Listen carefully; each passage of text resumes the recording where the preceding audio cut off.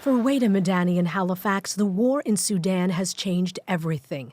It shattered my life, to say the least. It made everything impossible. I was not ever, in my worst nightmare, expected Sudan to fall into that kind of violence.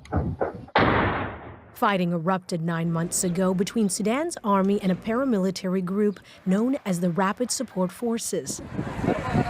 More than 7 million people were displaced within the country, and hundreds of thousands fled to neighboring African countries.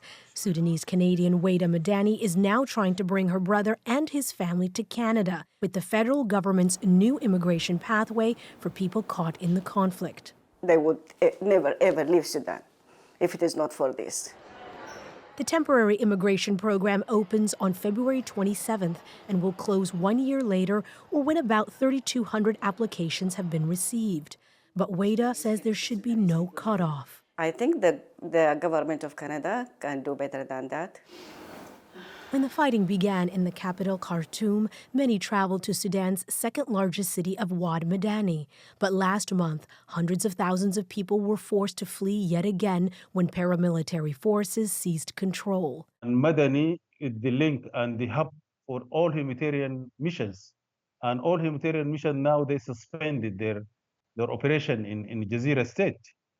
And even some relief items and others were looted.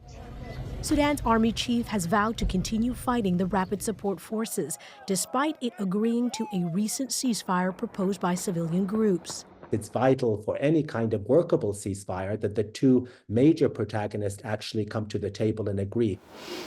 As the conflict and humanitarian crisis in Sudan continues, Canada's new immigration pathway will be the only hope of some to escape the bloodshed. Idil Musa, CBC News, Toronto.